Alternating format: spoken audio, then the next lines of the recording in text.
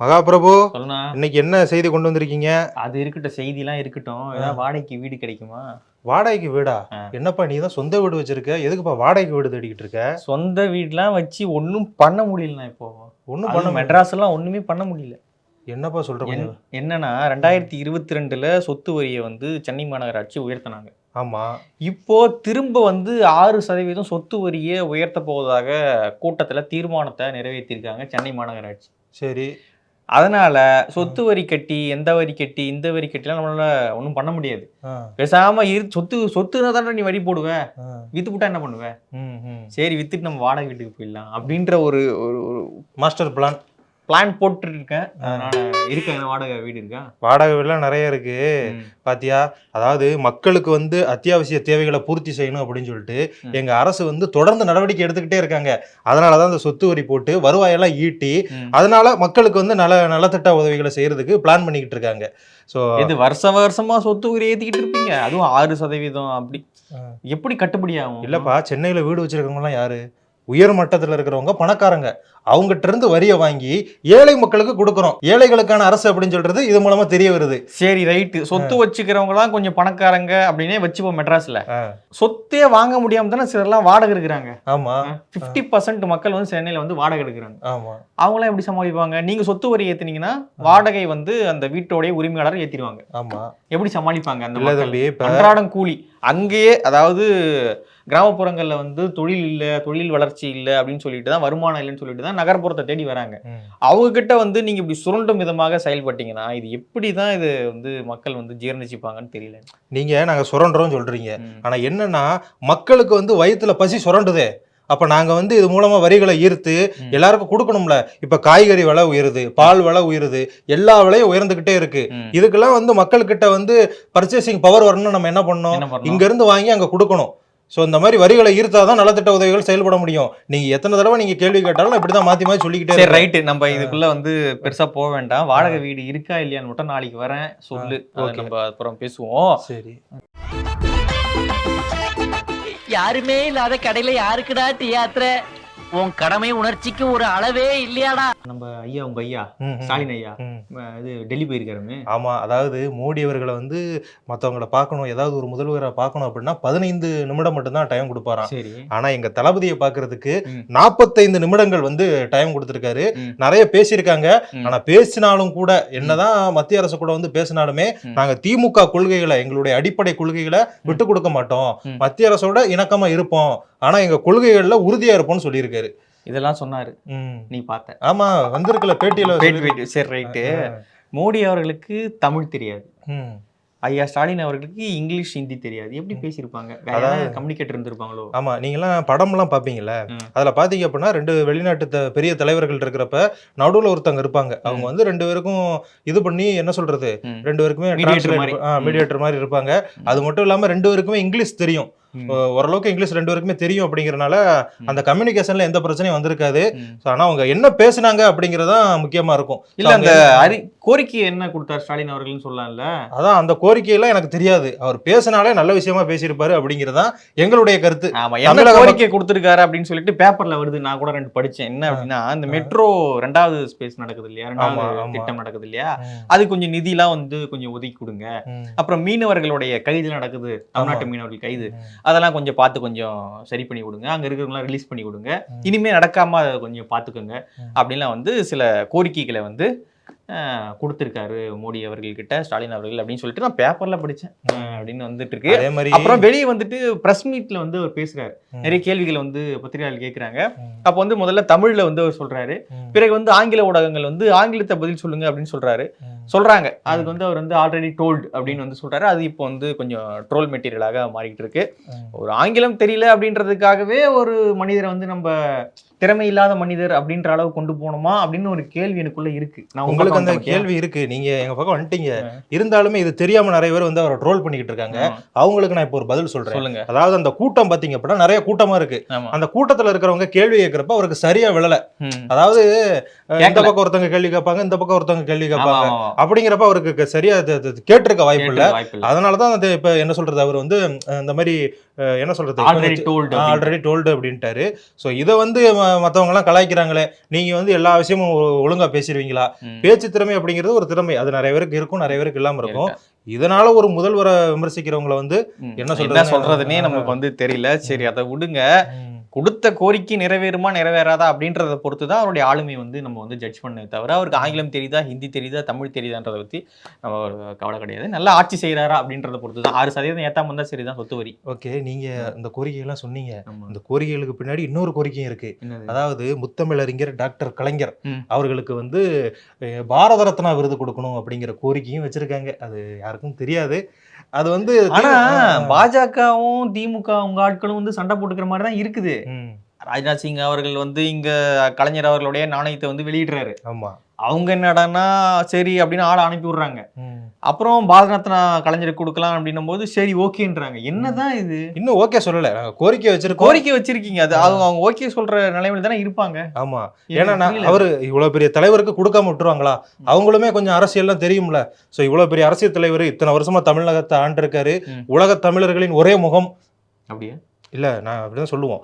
உலகத் தலைவர்களின் ஒரே முகம் அப்படிங்கிறவருக்கு கொடுத்தா ஆகணும். அதான் வந்து என்ன சொல்றது, நியதி. சரி, ஓகே. இந்த சண்டை நமக்குள்ளதான். ஆமா, இது சரி விடுங்க, அதை விடுங்க. வேற என்ன நியூஸ் இருக்கா? வேற நியூஸ் இருக்கு, போட்டுக்கிட்டே சொல்லுங்க. அதான் இல்ல, என்ன தெரியுமா, இந்த விலைவாசி ஏறி போச்சு நான் சொல்லிக்கிட்டு இருந்தேன்ல. விலைவாசி ஏறிங்கிறதுனால நானே தேயிலை வாங்க காசு இல்லாம புளியாங்கொட்டையை அரைச்சு தேயிலையா போட்டுக்கிட்டு இருக்கேன். உங்களை மாதிரி தெரிஞ்ச ஆட்கள் வந்தாங்கன்னு வச்சுக்கோங்களேன், கொடுக்கறது இல்ல. நாளைக்கு நீ 60 கிலோ வெட்ட வந்துட்டேன்னா என்ன பண்றது? வெளியூர்காரங்க எல்லாம் இந்திக்காரங்க வேலை பாக்குறாங்களா? இந்திக்காரனா? ஆமா, இந்திக்காரனே எனக்கு ஒரு ஞாபகம் வருது. சொல்லுங்க. என்ன அப்படின்னா, கேரளா திருச்சூர் இருக்கு இல்லையா, அங்க வந்து நேத்து நைட்டு ஏடிஎம்ல வந்து வடமாநில கொள்ளையர்கள் கொள்ளடிச்சிருக்காங்க. ஐயோ, கொள்ளடிச்சிட்டு காலையில ஒரு லாரில ஏறி எல்லாம் வந்துட்டு இருந்திருக்காங்க. அப்போ நாமக்கல் பக்கத்துல சில வண்டிகளை வந்து அவங்க இடிச்சிட்டு நிறுத்தாம வந்திருக்காங்க. உடனே அங்க இருக்கவங்க வந்து போலீஸுக்கு தகவல் கொடுத்திருக்காங்க, இது போல போயிட்டு இருக்கு, நிறுத்த மாட்டாங்க அப்படின்னு சொல்லிட்டு. உடனே வந்து போலீஸ் வந்து மடக்கி பிடிச்சிருக்காங்க. பிடிச்ச உடனே உள்ள ஆள் இருக்கு, உள்ள வந்து பொருள்லாம் வச்சிருக்காங்க அப்படின்னு சொன்ன உடனே நிறைய போலீஸ் ஃபோர்ஸ் வந்து அங்க அந்த லாரி சுத்தி மடக்கிருக்காங்க. என்னடான்னு பார்க்கும்பொழுது போலீஸாரே அவங்க தாக்க முயற்சி பண்ணியிருக்காங்க. அந்த கொள்ளை கும்பல், வடமாநில கொள்ளை கும்பல் தாக்க முயற்சி பண்ணியிருக்காங்க. உடனடியாக போலீஸார் வந்து சார்ஜ் பண்றாங்க. சார்ஜ் பண்ணி லத்தி சார்ஜ் இல்ல, துப்பாக்கி சார்ஜ் சுட்டுட்டாங்க, என்கவுண்டர் பண்ணிட்டாங்க. தமிழ்நாடு போலீஸ்ல ஒரு ஆள் மீது வந்து என்கவுண்டர் நடந்துருச்சு, அவர் வந்து இறந்துட்டாரு. மற்றவங்களை வந்து கைது பண்ணிருக்காங்க. ஒருவர் வந்து தப்பி ஓடிட்டாரு அப்படின்ற தகவலுமே வந்துகிட்டு இருக்கு. நாமக்கல்னுடைய எஸ்பி வந்து இது தொடர்பாக நிறைய தகவல்களை வந்து கொடுத்துக்கிட்டு இருக்காங்க. இது தொடர்பான முழு தகவல்கள் என்ன அப்படின்றது இனிமே வந்து சொல்றோம் அப்படின்னு வந்து அவங்க சொல்லியிருக்காங்க. நம்ம வெயிட் பண்ணி தான் பார்க்கணும். 12 வருஷத்துக்கு அப்புறம் ஒரு வடமாநில வங்கி, அதாவது ஏடிஎம் கொள்ளை நடத்தவங்க மீது வந்து என்கவுண்டர் நடந்திருக்கு அப்படின்னு வந்து சொல்றாங்க. 12 வருஷத்துக்கு முன்னாடி எங்க நடந்தது அப்படின்னு பாத்தீங்கன்னா, நம்ம இருக்கோம்ல இந்த வேளச்சேரி, ஆமா, இங்கதான் நடந்திருக்கு. ஓஹோ, நம்ம இங்க நான் டீ கடை வச்சிருக்கிறதுல நீங்க உட்காந்து டீ குடிக்கிற இடத்துல இங்கதான் நடந்திருக்கு. 12 வருஷத்துக்கு முன்னாடி வேளச்சேரியில வந்து ஏடிஎம் வந்து கொள்ளடிச்சிருக்காங்க. அப்போ வந்து அம்மா அவருடைய ஆட்சி. அப்போ 5-6 பேரை வந்து சுட்டு கொலை பண்ணிருக்காங்க, என்கவுண்டர் போட்டிருக்காங்க. அதுதான் வந்து கடைசி. அதுக்கப்புறம் வந்து ஏடிஎம் கொலை நடந்து இப்பதான் வந்து ஒரு என்கவுண்டர் நடந்திருக்கு. அதுவும் பாத்தீங்கன்னா வடமாநிலன்னு சொன்ன உடனே டக்குன்னு அதுவும் பாத்தீங்க அப்படின்னா கேரளால நடந்திருக்கு. ஆமா, கேரளால திருடிட்டு வந்தவங்கள கேரளா போலீஸ் பிடிக்க முடியல, நம்ம தமிழ்நாடு போலீஸ் பிடிச்சிருக்காங்க. இதனாலதான் சொல்றாங்க ஸ்காட்லாந்து யார்டுக்கு இணையான போலீஸ் அப்படி. போலீஸ் நம்ம முதல்வருக்கு இது ஒரு அவருடைய மகுடத்துல இது ஒரு வைரக்கல் மாதிரி இருக்கும். இது வைரக்கல். ஆமா, என்ன சட்டம் ஒழுங்குல எவ்வளவு பெரிய நடவடிக்கை. சரி, ஓகே, இது ஒரு நல்ல விஷயம் தான். என்ன அப்படின்னா, இது போன்ற சம்பவங்களை வந்து காவல்துறை செய்தால்தான், அது கொஞ்சம் கஷ்டமான சம்பவம் தான். என்கவுண்டர் அப்படின்றது நடக்கக்கூடாது அப்படின்னு சொல்லிட்டு நிறைய இடத்துல சொல்லுவாங்க. ஆனாலுமே வந்து சில கடுமையான நடவடிக்கைகள் எடுக்க வேண்டிய அவசியம் இருக்கு. அப்பதான் வந்து இந்த மாதிரி குற்றங்கள்லாம் குறையும் அப்படின்னு வந்து சமூக வலைதளங்களை சிலர் எழுதுறாங்க. ஓகே, அதை விடுங்க, தேவையில்லாம ஏன் அதை நம்ம பேசுறோம். வேற ஒரு விஷயத்துக்கு நம்ம வருவோம். வேற ஒரு விஷயம். ஆமா, நேத்து விஷயமே தெரியும். என்னப்பா நீ, அது விஷயம் தெரியல, விஷயம் இல்ல, விழா கோலம். ஆமா, என்ன விழா கோலம் சொல்லுங்க. அதாவது 470 நாட்களுக்கு மேல ஜெயில இருந்துட்டு பிணையில வந்து வெளியே வந்திருக்காரு செந்தில் பாலாஜி அவர்கள். ஜாமீன் நிபந்தனை ஜாமீன் என்ன இருந்தாலும் வெளியே வந்துட்டார்ல, சுதந்திர காற்ற சுவாசிக்க ஆரம்பிச்சிட்டார்ல.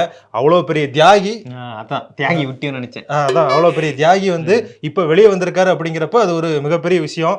அதாவது பாத்தீங்கன்னா, மத்திய அரசு இருக்காங்கல்ல, மோடி அவர்களோட அரசு, அவங்க வந்து எப்படியாவது இவரை வந்து பாஜக இணைச்சிடணும்னு ட்ரை பண்ணிக்கிட்டே இருந்திருக்காங்க. ஆனா நான் எப்பவுமே இல்ல அப்படிதான் சொல்றாங்க, அதனால நாங்களும் அதான் சொல்லுவோம். அப்படி ஆனா இவர் என்ன இப்படி இது பண்ணிட்டீங்கன்னா நான் குழம்பிரும்ல. என்ன சொன்னேன், பாஜக வந்து அவங்க கட்சியில இணைக்கணும் அப்படின்னு சொல்லிட்டு முடிவு பண்ணிட்டாங்க. முடிவு பண்ணிட்டாங்க. ஆனாலும் தான் கொண்ட கொள்கையில பிடிப்பா கொள்கை என்ன இருப்பேன். கொள்கை? அதாவது திமுகவோட திராவிட கொள்கைகள் அமமுக, திமுக எல்லாமே திராவிட கட்சிகள் தானே. மதிமுக நீங்க விட்டீங்க, அதுவுமே திராவிட கட்சி தான். சரி. So, திராவிட கொள்கைகளை அவர் வந்து பிடிப்பா இருந்திருக்காரு. கடைசியில அமமுக திராவிடமே இல்லையேங்க. அம்மா மக்கள் முன்னேற்ற கழகம் இதுல இருந்து வந்தது தானே. ஆனா அந்த பேர்லயே திராவிடம் அம்மா இருக்குல்ல, அம்மாவே ஒரு திராவிடத்தின் ஒரு இது என்ன சொல்றது, அவங்க தான் திராவிடத்தை தூக்கி பிடிச்சதுல அவங்களும் ஒரு ஆள் தான். என்னதான் எதிர்கட்சியா இருந்தாலும் அவங்க ஆளக்கூடாதுன்னு நாங்க நினைச்சோம், வாழக்கூடாதுன்னு நினைக்கல. அதனால என்ன சொல்றது, அவங்களுமே ஒரு திராவிடத்துல ஒரு தலைவர் தான். அதனால திராவிட கொள்கையில அவர் பிடிச்சிருக்காரு. கடைசியா திராவிடத்தோட புகலிடம் திமுகன்னு தெரிஞ்சுக்கிட்டாரு. நான் வந்துட்டேன், அப்பா முடிச்சிட்டேன்ல. அதனால அவர் வந்து தியாகின்றாரு. என்ன தியாகம் எனக்கு புரியல. மக்கள் நேத்துல இருந்து கேட்டுட்டு இருக்காங்க. தியாகம் சொல்றாரு ஸ்டாலின் அவர்கள். அப்படி என்ன தியாகத்தை வந்து செந்தில் பாலாஜி அவர்கள் செஞ்சாருன்னு சொல்லிட்டு கொஞ்சம் சொல்லுங்கன்னு கேக்குறாங்க. அது என்ன தியாகம் சொல்லுங்க. அதாவது அந்த தியாகம் அப்படின்னா என்னதுன்னா, மக்களுக்காக பண்ண தியாகம். அதாங்க என்னங்க, அது மக்களுக்கு தெரியும். நம்ம மக்களுக்கு தெரியும், மக்கள் தாங்க கேக்குறாங்க. அது மக்களே தெரியும். மக்கள் அவர் என்ன தியாகம் பண்ணாங்க அப்படின்னு கமெண்ட்ல அவங்களே சொல்லுவாங்க. சரி, ஓகே. அவர் என்ன தியாகம் பண்ணாரு அப்படின்னு சொல்லிட்டு நாமும் மக்கள் கிட்ட கருத்துக்களை கேட்டிருக்கோம். அதனுடைய லிங்கை வந்து இந்த வீடியோடைய டிஸ்கிரிப்ஷன்ல நம்ம பதிவு பண்றோம். நீங்களும் உங்களுடைய கருத்தை வந்து கமெண்ட்ல பதிவு பண்ணுங்க. மூத்த அமைச்சர் பொன்முடி அவர்கள் வந்து போய் வரவேற்கிறாருங்க. என்னங்க இது கூத்து. ஆமா, அவர் மேலயும் பொய் வழக்கு போட்டாங்கல்ல.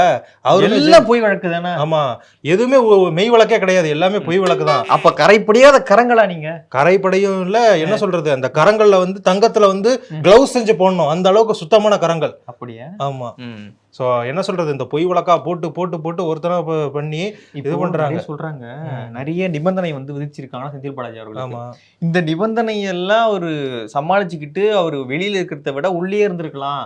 ஏன்னா அந்த அளவுக்கு வந்து 7-8 நிபந்தனை வந்து போட்டிருக்காங்களாம். என்ன நிபந்தனை போட்டிருக்காங்க, அவர் வந்து வெளிநாடுகளுக்கு போக கூடாதுன்னு பாஸ்போர்ட்டும் வாங்கிட்டாங்க. ஆமா, அதுக்கப்புறம் வாரத்துக்கு 2 நாள் இடி ஆபீஸ்ல கையெழுத்து போடணுமா. ஆமா, அதுக்கப்புறம் வந்து விக்டிம்ஸ் இருக்காங்க இல்லையா, அவங்கள வந்து மீட் பண்ண கூடாதான். அவங்களே மீட் பண்ண வராங்க அப்படின்னு தெரிஞ்ச கூட இவரு அவாய்ட் பண்ணிட்டு போயிடணுமா. இதெல்லாம் எப்படி சாத்தியப்பட போகுது அப்படின்லாம் வந்து நமக்கு தெரியல. சரி, அமைச்சர் பதவி கொடுப்பாங்களா, அது சொல்லுங்க. அமைச்சர் பதவி கண்டிப்பா கொடுப்பாங்க. அதாவது எங்களுடைய வழக்கறிஞரே சொல்லிட்டாரு. யாரு, அந்த என்ஆர் இளங்கோ அவர்கள் சொல்லிட்டாரு. என்ன சொல்லியிருக்காருன்னா, இவர் வந்து அமைச்சரா தொடர்ல வந்து எந்த பிரச்சனையும் கிடையாது, அமைச்சர் பதவி கொடுக்கறதுல எந்த பிரச்சனையும் கிடையாது அப்படின்னு சொல்லிட்டாங்க. அமைச்சரா வந்து மீண்டும் ஆக்கப்படுவார் அப்படிங்கறத எங்களுடைய ஆசையா இருக்கு. சரி, அது என்ன பதவி துறை கொடுப்பீங்க? அதாவது எத்தனை துறைகள் இருக்கு, துறைகள் வந்து கம்மியாவா இருக்கு. நம்ம இதுல எந்த துறை கொடுத்தாலும் அவர் வந்து சிறப்பா செயல்படுவாரு. அதுதான் அவருடைய என்ன சொல்றது. சரி, அப்பனா துணை முதல்வர் ப்ளஸ் பாயிண்ட். துணை முதல்வர் வந்து பார்த்த கட்சி வந்து முடிவெடுத்து கொடுப்பாங்க, அது நாங்க சொல்றது கிடையாது. தொண்டர்கள் நீங்க சொல்லுங்கப்பா. தொண்டர்கள் எங்களுக்கு வந்து சின்னவர் தான் துணை முதல்வர் ஆகணும்னு ஆசை. எங்களோட ஆசையை நாங்க சொல்றோம். கட்சி என்ன முடிவெடுத்தாலும் அதை நாங்க ஏத்துக்கிடுவோம். அப்படியா? செந்தில் பாலாஜி அவர்கள் இங்க அமைச்சர் ஆகும்பொழுது உதயநிதி அவர்கள் துணை முதலமைச்சர் ஆவார். அதெல்லாம் ஒரே டைம் நடக்கும்போது அதெல்லாம் கட்சி தான் முடிவு எடுக்கணும். எங்களுடைய ஆசைகளை சொல்லுவோம்னா, ஆனா கட்சி எடுக்கிற முடிவுக்கு நாங்க கட்டுப்பாடோட நடப்போம். அப்படிங்களா? சரி சரி, ஓகே.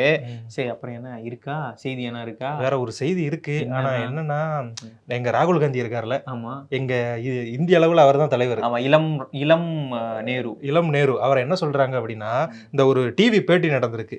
அந்த பேட்டியில சைஃப் அலிகான் இருக்காருல்ல, நம்ம சாரா அலிகானோட அப்பா. ஆமா, இவங்க வந்து பாத்தீங்க அப்படின்னா, இவங்க வந்து பாரம்பரியமாவே குடும்பமா என்ன சொல்றது, இந்தி திரையுலகில் ஒரு மிகப்பெரிய இடத்துல இருக்காங்க. சரி, அவர் என்ன சொல்லியிருக்காருன்னா, ராகுல் காந்தி தான் அடுத்து இருக்கக்கூடிய சக்தி வாய்ந்த தலைவர், பிராமினண்டான தலைவர் அப்படின்னு சொல்லியிருக்காரு. அதாவது என்னன்னா, அந்த டிவி விவாதத்துல அந்த ஒரு ஆங்கர் வந்து ஒரு கேள்வி கேட்கிறாரு.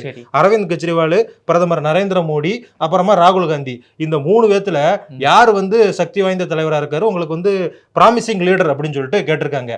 அதுக்கு மோடி அவர்களையும் கெஜ்ரிவால் அவர்களையும் விட்டுட்டு சைஃப் அலிகான் என்ன சொல்லியிருக்காரு அப்படின்னா, யார ராகுல் காந்தியை தேர்வு பண்ணியிருக்காரு. எப்படி சொல்லும் பொழுதே நீங்களே ஒரு வார்த்தையை விட்டீங்க, சைஃப் அலிகான் வந்து குடும்பமா வந்துகிட்டு இருக்காரு திரையுலகில் அப்படின்னு சொல்லிட்டு. அவர் ஒரு நிப்போ கிட்டு, இவரு ஒரு நிப்போ கிட்டு, எல்லாம் நிப்போ கிட்டு. என்ன தம்பி நெப்போ கிட்டுங்கிறீங்க? அந்த நாட்டுக்காக தியாகம் பண்ண குடும்பம் சும்மா இருங்க. என்ன தியாகம், எத்தனை உயிர்கள் தியாகம் பண்ணிருக்கு. சரி, உங்களுக்கு எல்லாம் சொன்னாரு, சும்மா என்ன பண்ணிருக்கணும், நீங்க வந்த உடனே உங்களுக்கும் இந்த இது புளியாங்கொட்டையை அரைச்சு டீ போட்டு கொடுத்துருக்கணும். நம்ம புளியாங்கொட்டையா போய் அங்க நான் போய் அங்க வேற டீ கடை டீ குடி, வேற ஒரு டீ கடை இருக்கு, வரியா? நான் வரல, நீங்க போங்க. நல்ல டீ கடைப்பா. வேண்டாம், நீங்க போங்க. உலக தமிழ் சொந்தங்களுக்கு வணக்கம். நான் ராஜவேல் நாகராஜன்.